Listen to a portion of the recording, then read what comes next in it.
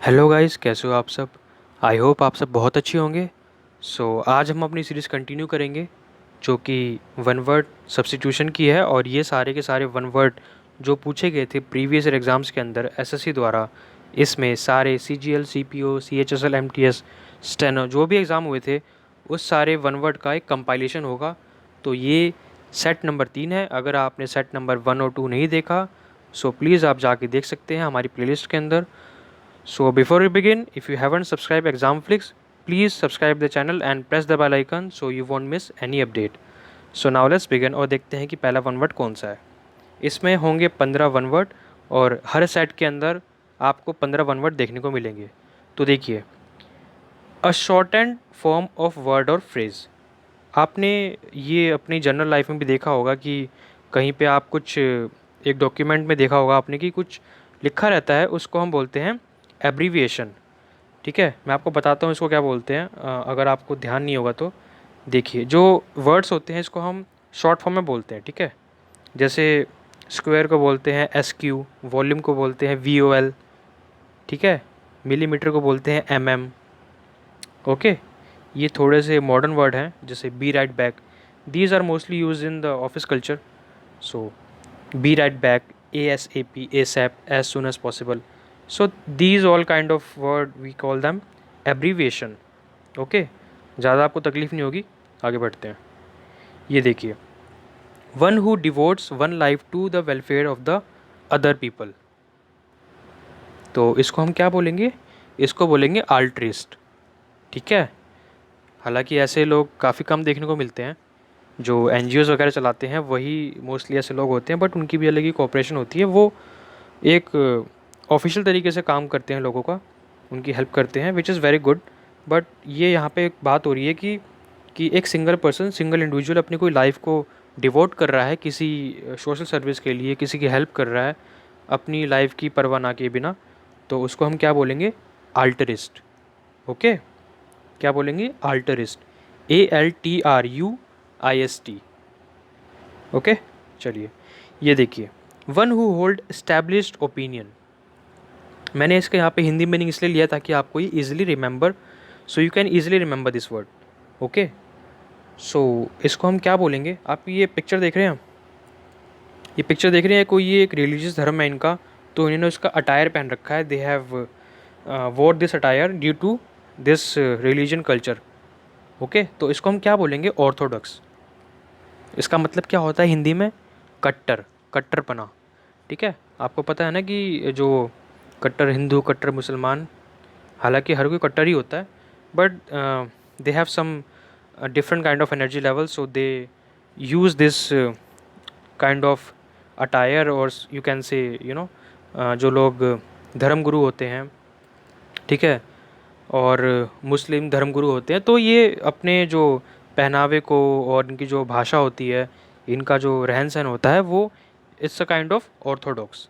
ठीक है, one who hold established opinion. ठीक है, जो उसको बनाए रखता है, उसको कायम रखता है। आजकल के टाइम में तो पॉसिबल बहुत कम है कि लोग अपनी जो दिनचर्या है इसमें अपनी जो पुराने जो रीति रिवाज हैं उसको फॉलो कम करते हैं, बट कुछ लोग होते हैं जो कट्टर होते हैं, तो we can call them orthodox. Okay, ये देखिए, statement one to more than one interpretation, इसको क्या बोलते हैं? Ambiguous, which is a very famous and nice word. I really like this word actually. इसको हम क्या बोलेंगे? एम्बिगियस, क्योंकि आजकल के ज़माने में किसी को नहीं पता होता कि हम कहाँ पे जाएं, क्या करें, किस ट्रैक पे जाएं, किस करियर पाथ पे जाएं, हमें क्या करना है लाइफ में आगे जाके।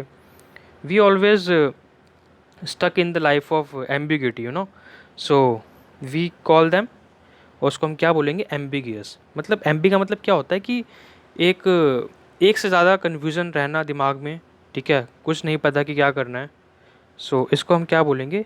Statement open to more than one and interpretation, we call them ambiguous. यहाँ पे आप इसको ध्यान रख सकते हैं, मोर देन वन। ठीक है, अगर आपके दिमाग में थोड़ी सी भी कन्फ्यूज़न है, आपको कोई प्रॉब्लम हो रही है सुनने में या फिर कुछ इंटरप्रेट करने में, या फिर आप इसको ऐसे नहीं बोलेंगे, इसको बोल सकते हैं कि आपके दिमाग में कोई शंका है, ठीक है, कि मे बी नॉट। ठीक है, तो यहाँ पे आप सिंबल देख रहे हैं, कितने सारे रास्ते हैं, एक लेफ़्ट में है, एक राइट में, एक सेंटर में है, तो हमें कहाँ जाए कुछ नहीं पता। क्या बोलेंगे इसको, एम्बिगियस। चले, a decision which can not be taken back, ये मैंने शायद पिछले वीडियो में कवर भी किया था, जो कि प्रीवियस एग्जाम में पूछा गया था CGL Tier 2 के अंदर। सो मे भी किसी और वीडियो में कवर किया, बट मैंने कवर किया था इस वीडियो को, इस वर्ड को। सो इसको हम क्या बोलेंगे, इर्रिवोकेबल। ये बहुत ही सिंपल है, आपको पता ही होगा ना, इर्रिवोकेबल। जिसको हम ठीक नहीं कर सकते उसको क्या बोलेंगे, इनकरेजिबल। ठीक है, जैसे मान लो आपने कुछ लिख दिया, उसको हम ठीक नहीं कर सकते, ठीक है, विच इज़ इनकरेक्टेबल, उसको हम ऐसे रिलेट कर सकते हैं। ओके, सो रिवोक करने का मतलब क्या होता है, वापस कर देना। ठीक है, लाइक ये जो साल है कितना, ये 2020 कितना बुरा बुरा पीरियड है ये, ठीक है, पूरे डेकेड का। इवन द एंटायर ह्यूमैनिटी की जो अभी तक जो मॉडर्न हिस्ट्री है, आप इसमें कह सकते हैं कि बहुत ही बुरा साल है ये। सो इसको हम काश रिवोक कर पाते। This is irrevocable, 2020 is irrevocable. Okay, चले। सो यहाँ पे बात हो रही है decision which can not be taken back, तो यहाँ पे एक दूसरे फॉर्म में बात कर रहे हैं ये। तो हालांकि इस वर्ड को हम काफ़ी जगह यूज़ कर सकते हैं। डिसीजन को हम वापस नहीं ले सकते, जो कि बोल दिया है वही बोल दिया है। और जो if you have been hired to the company, अगर आपकी गवर्नमेंट जॉब लग गई है, अगर आप कहीं भी हायर हो चुके हैं, तो आप हायर हो चुके हैं, आपको वहाँ से निकाल नहीं सकते, विच इज़ इर्रिवोकेबल। ठीक है, सो आगे बढ़े, समझ आ गया हो ना आपको ये वर्ड इर्रिवोकेबल। ये देखिए ट्रस्ट, यहाँ पे देखिए पिक्चर कितनी अच्छी ली है मैंने। यहाँ पे जो ये ट्रस्ट है, इसके दो पहलू हैं, विच इज़ अ रिवोकेबल और इर्रिवोकेबल। ठीक है, सो यहाँ पे जो पलरा भाड़ी है वो इर्रिवोकेबल का ही है, trust can not B revocable. So one who travel by foot, ये देखिए ये लोग देख रहे हैं यहाँ पे पद यात्रा कर रहे हैं, इसको बेसिकली बोलते हैं पद यात्रा करना। सो उनको हम क्या बोलते हैं, पेडेस्ट्रियन। आपने ये वर्ड जनरल देखा भी होगा, ट्रैफिक लाइट्स के वहाँ पे लिखा होता है कि this path is reserve for the pedestrian, यहाँ पे सिर्फ पद यात्री चल सकते हैं। तो उसको हम क्या बोलते हैं, उन लोगों को क्या बोलते हैं, पेडेस्ट्रियन। जो लोग पैदल यात्रा करते हैं उनको बोलते हैं पेडेस्ट्रियन। ओके, ये बहुत इजी है। Animal living in the flock, ठीक है, क्या बोलेंगे इसको, ग्रीगेरियस बोलेंगे, ग्रीगेरियस। ठीक है, जो झुंड बना के चलते हैं ना एनिमल्स, यहाँ पे देख रहे हैं आप, इसको बोलते हैं ग्रीगेरियस, झुंड बना के रहने वाला। इसको हम बोल सकते हैं कि लोग झुंड में बैठे हैं। ठीक है, तो मोस्टली ये डिनोट करता है एनिमल्स को, but we also use this word sometime. जैसे कुछ पब्लिक गैदरिंग हो रखी है तो कुछ लोग बोलते हैं यार कि यहाँ पे क्यों झुंड बना के बैठे हो, यू नो। सो ये जो एग्जैक्ट इसका मीनिंग है वो ग्रीगेरियस ही होगा, animal living in the flock, जो कि पूछा था एसएससी ने। तो आपको कोई कन्फ्यूजन नहीं होगी यहाँ पे, animals living in the flock, इसको क्या बोलेंगे, ग्रीगेरियस। ये देखिए बहुत इजी ईडीएम है ये, हालांकि सॉरी वन वर्ड है ये।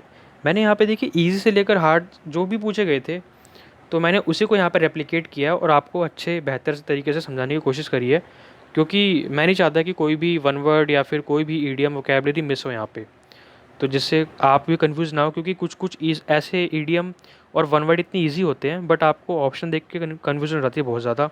आपको लगता है कि इसमें से ये भी ऑप्शन है। अगर जैसे मान लीजिए यहाँ पे लिखा है one who is a 60 year old, तो आपके सामने ऑप्शन होंगे सेक्सागेनेरियन, ठीक है, सेक्सिनिटी, ऐसे कुछ काफ़ी सारे वर्ड्स होते हैं जिससे आपको लगेगा कि यार ये भी ऑप्शन होगा, ये भी ऑप्शन होगा। बट अगर आपने इसके बारे में नहीं सुना होगा ना, सेक्सागेनेरियन के बारे में, तो आप कन्फ्यूज़ होकर गलत मार्क कर देंगे या तो आप इसको स्किप कर देंगे। ठीक है, तो यहाँ पे ऐसे वर्ड डिस्कस करना बहुत ही ज़रूरी है। ओके, तो one who is 60 year old, इसको हम क्या बोलेंगे, सेक्सागेनेरियन। ओके, अगर देखिए आपके सामने कुछ भी कन्फ्यूजिंग पेयर आ जाएगा ना, मान लीजिए आपके सामने लिखा ऑप्शन में कि यहाँ तो सेम लिखा हुआ है, इसके बाद इन्होंने स्पेलिंग बदल दी है, इन्होंने इसको RIEN कर दिया है, फिर क्या करेंगे आप, अगर आपको इसकी स्पेलिंग याद नहीं है तो आप गलत मार्क कर सकते हैं। ठीक है, तो आप इसको एक दो बार देख लीजिए कि इसकी स्पेलिंग क्या है, SEXAGENARIAN, सेक्सागेनेरियन। ओके, ये देखिए बहुत ही बच्चों वाला वर्ड है ये तो, opaque, that which can not be seen through. ठीक है, इसको हम क्या बोलेंगे? अगर आपके सामने कोई ट्रांसपेरेंट चीज़ नहीं है, बेसिकली मिरर दो तरह के होते हैं। एक तो जो मोस्टली होता है वो पारदर्शी वाला होता है, इसमें आप सामने से देख सकते हैं बंदे को, which is mostly use in the cars and other auto vehicles. और एक होता है ओपेक, ठीक है, मोस्टली उसको हम बोलते हैं शेड लगा होता है, मतलब जिसमें फिल्म लगी होती है, उसको हम बोलते हैं which can we can't see through the front of the mirror. Okay, so हम उसको क्या बोलेंगे? ओपेक। यहाँ पे पिक्चर देख रहे हैं आप, ये बंदा है, यहाँ पे लकड़ी का गेट है, तो यहाँ से कुछ दिखाई नहीं दे रहा आपको पीछे क्या चल रहा है, but you can see easily in this mirror which is a transparent one, so you can see the hand of the both boy and the girls. तो इसको बोलेंगे ट्रांसपेरेंट, इसको बोलेंगे ओपेक। ठीक है, चले। ओके, ये देखिए, a place where weapons and ammunition are stored. एक टीम भी है आर्सेनल, आप उससे कन्फ्यूज़ मत करिएगा, which is a UEFA football club team. अभी एक उनका मैच भी होने वाला था यूके में, which is postpone due to कोविड-19। So arsenal is a place where we keep the weapons and ammunitions. ठीक है, उसको बोलते हैं हथियारों का जखीरा। ठीक है, अगर आप किसी किसी आप गवर्नमेंट मिलिट्री कैंप में रहे होंगे, so which can be a paramilitary as well, so आपको वहाँ पे देखने को मिलता होगा कि वहाँ पे एक एम्यूनेशन एक ब्लॉक होता है, वहाँ पे आर्सेनल की एक अलग से कंपाउंड बना होता है। ठीक है, अगर आपने थोड़ा भी देखा होगा, आपने कभी आप वहाँ पे रहे होंगे, सो you must have seen this. तो वहाँ पे एक अलग से एक रूम टाइप का होता है, मैंने देखा एक्चुअली, तो मैं आपको बोल रहा हूँ, तो उसको बोलते हैं आर्सेनल। वहाँ पे लिखा रहता है आर्सेनल। उस टाइम मुझे नहीं पता था कि एक्चुअली आर्सेनल इतना क्या होता है, but when I get to know about this word then I can easily remember कि आर्सेनल उसे ही बोलते हैं जहाँ पे एम्यूनेशन को रखते हैं। So a place where weapons and ammunition are store is called arsenal. ठीक है, चले। ये देखिए, गिविंग अप वंस अथॉरिटी और थ्रोन।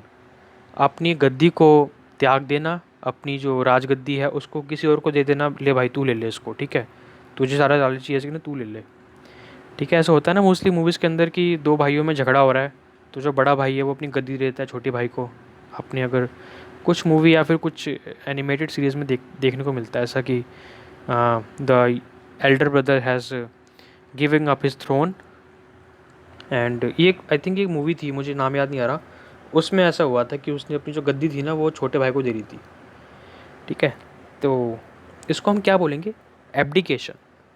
ओके, ये ज़रूरी नहीं है कि आप अपनी जो थ्रोन है उसको या फिर अथॉरिटी है उसको गिव अप कर रहे हो, कि आप उसको वॉलंटरी दे रहे हो, ऐसा नहीं है। ये किसी के दबाव में हो सकता है, ठीक है, ये प्रेशर में हो सकता है, या फिर आपका कोई जानलेवा हमला होने वाला है, मतलब there can be an number of reason. तो आपको इतना डेप्थ में नहीं जाना, आपको सिर्फ याद रखना है इससे कि जो अपनी थ्रोन या फिर अथॉरिटी को गिव अप कर रहा है, which can be authority as well mostly in the case of now in today world, so उसको हम क्या बोलेंगे? एब्डिकेशन। ठीक है, अपनी कोई कलेक्टर के पद से इस्तीफ़ा दे रहा है, वी कॉल इट एब्डिकेशन। ठीक है, चले। Caring in a performing of duties, careful in performing of duties. ठीक है, तो इसको हम क्या बोलेंगे? ये देख रहे हैं आप, ये पिक्चर देखिए पहले। क्वेश्चन क्या है कि केयरफुल इन परफॉर्मिंग ड्यूटीज़, मतलब कि अपने जो कर्तव्य है उसको बिल्कुल ध्यानपूर्वक उस पर अमल करना। ठीक है, उसको परफॉर्म करना बेसिकली। तो मेरी हिंदी थोड़ी सी वीक है तो मुझे दिक्कत होती है। ठीक है, तो ये देखिए यहाँ पे ये जो लेडी है वो क्या कर रही है कि जो I think she is manager of this hotel और रेस्टोरेंट, सो ये यहाँ पे टेबल देख रही है और अच्छे से डिटेल्स देख रही है कि बेसिकली यहाँ पे जो डेलीगेट्स आने वाले हैं, जो भी यहाँ पे आने वाला है, तो उसमें कोई कमी तो नहीं है, मतलब कि कुछ यहाँ पे जो इनकी जो सजावट है इन्होंने करी है इसको पूरा नोट कर रही है। सो इसके हाथ में आई थिंक ये कोई आईपैड वगैरह है। So back to the question, so ये क्या है? केयरफुल इन परफॉर्मिंग डिटेल्स को हम क्या बोलेंगे? बारीकियों पर ध्यान देने वाला। इसका जो वर्ड होता है वो क्या होता है? इसको क्या बोलेंगे? पंक्टिलियस। ठीक है, पंक्टिलियस। PUNCTILIOUS, बारीकियों पे ध्यान देने वाला। गो इनटू द डिटेल्स, ठीक है। होता है ना कि मुझे सब कुछ डिटेल में चाहिए, ठीक है। तो हालांकि वो तो एक तरीका होता है इन द राइटिंग, सो उसको हम बोलते हैं कि I want every thing in details, but here the scenario is different which says performing duties, ठीक है। अपने आपका जो कर्तव्य है उसको अच्छे से निभाना, careful in the performing duties, so we call it punctilious. Okay, ये थोड़ा सा वर्ड काफ़ी ज़्यादा कॉमन वर्ड नहीं है ये, so you must have known this. Okay, so आपको, अगर आपको इसके बारे में नहीं पता तो आप इसको याद कर लीजिए इस वर्ड से, ठीक है। आगे बढ़ें। अगर आपको ये वर्ड याद नहीं होगा ना तो आप ये वीडियो दोबारा देख लीजिएगा। अगर आपने कभी पढ़ा होगा तो आपको, बस आपके लिए रिवीजन ही काफ़ी है, if you had heard about this word previously. ये देखिए, ये बहुत ही ईजी वर्ड है, आइटिनरी, ठीक है। काफ़ी अभी 2019-20 में ये वर्ड काफ़ी सुनने को मिलता था। जो भी ट्रिप मार रहा है बोलेगा यार सेंड मी द आइटिनरी, ठीक है। तो इसको क्या बोलेंगे? A detail plan of journey, specially a list of places to visit. मतलब आपने कोई प्लान बनाया है, लाइक अभी तो हालात ऐसे नहीं है कहीं भी घूमने के, but if you make a plan to visit the south India और नॉर्थ इंडिया, ठीक है, ईस्ट वेस्ट कहीं भी जा रहे हो आप, सो आप 7 दिन का ट्रिप मार रहे हो, so there must be an itinerary to visit. अगर आपको कहाँ विज़िट करना है, आपको केरला जाना है, आपको तिरुवनंतपुरम जाना है, आपको कोयम्बटूर जाना है, या फिर आपको मुंबई जाना है, आपको बेंगलुरु जाना है, आपको कहीं भी जाना है, तो आपके पास एक लिस्ट होती है। So this can be a official visit और अनऑफिशियली एज वेल। अगर आप अपनी फैमिली ट्रिप पे जा रहे हैं, अपनी फ्रेंड्स के साथ जा रहे हैं, तो आपके पास भी एक छोटी मोटी एक हैंडी आइटनरी होगी कि मुझे आज यहाँ पे विज़िट करना है, मुझे कल वहाँ जाना है, परसों वहाँ जाना है। तो इसको बोलते हैं हम आइटनरी, ठीक है। ITINERARY, itinerary. ओके, ये देखिए, one who denies one self ordinary bodily pleasure, ठीक है। आपको ना ज़्यादा यहाँ पे ध्यान नहीं रखना, आपको सिर्फ क्या याद रखना, कीवर्ड्स बताता हूँ आपको, ठीक है। कीवर्ड्स के यहाँ पे होंगे प्लेजर, ठीक है। वन हु डिनाइज, जो त्याग देता है पूरी मोह माया, ठीक है। मतलब उसको ना मोह माया की प्राप्ति हो जाती है बेसिकली, वो सारे जो इस सुख और दुख होते हैं उससे त्याग देना, उसको त्याग देना और एक योगी बन जाना, ठीक है। इसको क्या बोलेंगे? एसेटिक, ठीक है। ये पिक्चर देख रहे हैं आप, ये कोई एंशंट ज़माने में, पुराने ज़माने में जो साधु और संत हुआ करते थे, वो एक पीपल के पेड़ के नीचे बैठ के निर्वाणा प्राप्त करते थे, इसको बोलते हैं एनलाइटमेंट। और वो उनको सिर्फ कोई जो सोशल जो भी हैं चीज़ें, उनसे लेना देना नहीं होता था। उनको लगता था कि यार अब मुझे मोक्ष की प्राप्ति करनी है, so I will be yogi from now, और एसेटिक जो बोल लीजिए आप, आपको जो अच्छा लगे। सो यहाँ पे मैंने इसका वर्ड लिया है क्योंकि आपको इसके बारे में पता होगा, बट आपको जो इसका एक्चुअल मीनिंग है, आप लोग बोलते हैं ना योगी योगी, ठीक है, मुझे योगी बनना है, ठीक है। कितने लोग बोलते हैं योगी बनना है, बट किसी के बस की नहीं है योगी बनना, which is not a easy task. Yogi Adityanath है ना हमारे, तो उन्होंने भी काफ़ी टाइम पहले अपने घर को छोड़ दिया था, और उसके बाद फिर वो सीएम बने। उन्होंने काफ़ी ज़्यादा सोशल एक्टिविटी करी, काफ़ी ज़्यादा सेवा करी। उसके बाद उनको उनको पोर्टफोलियो दे दिया गया as a CM of UP, तो ही इज़ अ योगी। तो इसको हम क्या बोलेंगे? एसेटिक। अगर आपने ये वर्ड नहीं सुना तो आप इसको याद रख लीजिए आज से। योगी का मतलब क्या होता है? एसेटिक। अगर आपको योगी का मतलब पता है ना, तो आप यहाँ पे जो ये वन जो लाइन लिखी है ना, one who denies one self ordinary bodily pleasure, ठीक है। One who denies one self ordinary bodily pleasure, मतलब कि अपनी जो चीज़ें हैं उसको त्याग देना और आगे बढ़ना, एक योग धर्म को अपनाना, ठीक है, उसको क्या बोलेंगे? Ascetic. A protected place for a bird and animals, ये आपको पता ही होगा इसके बारे में, नेशनल पार्क होता है, बट यहाँ पे मेंशन है बर्ड्स, ठीक है। यहाँ पे बर्ड्स भी मेंशन है, तो आप इसको क्या बोलेंगे? सेंचुरी। ओके, जनरली हम नेशनल पार्क ही बोलते हैं, but wherever there is a mention of birds then we call it sanctuary. जैसे मैं आपको एग्जांपल देता हूँ, in Delhi NCR there is a Sultanpuri bird sanctuary in Haryana. So उसका जो नाम है वो है सेंचुरी, और वो रिलेट करती है बर्ड से। वहाँ पे हालांकि एनिमल्स भी है, काफ़ी सारी नीलगाय है, हिरन है, ठीक है। तो ऐसा नहीं है कि वहाँ पे सिर्फ पक्षी को रखा जाता है, ऐसा बिल्कुल भी नहीं है। A protected place for the birds and animals, we call them sanctuary. So ये थी लास्ट वन वर्ड इस वीडियो की, और इसमें मैंने 15 वन वर्ड इंक्लूड किए हैं। सो अगर आपको वीडियो पसंद आई है तो प्लीज़ इसे लाइक करें और ज़्यादा से ज़्यादा शेयर करें एस्पिरेंट्स के साथ, ताकि उनको पता लगे कि ये एक न्यू सीरीज़ स्टार्ट करी है एग्जामफ्लिक्स ने। वहाँ पे आपको सारे के सारे एक शॉर्ट वीडियो में पूरी की पूरी 15 जो ईडीएम है वो कवर करने को मिल जाएंगी। क्योंकि ये अगर हम इसके अंदर 15 से 20, 25, 50 ईडीएम डाल देंगे, वन वर्ड डाल देंगे या फिर ईडीएम डाल देंगे, so this won't help you. So आप ये वीडियो थोड़ी सी प्रिसाइजली होगी ताकि आपको ईजिली याद हो जाए। सो मिलते हैं अगली वीडियो में, तब तक के लिए bye bye and God bless you all.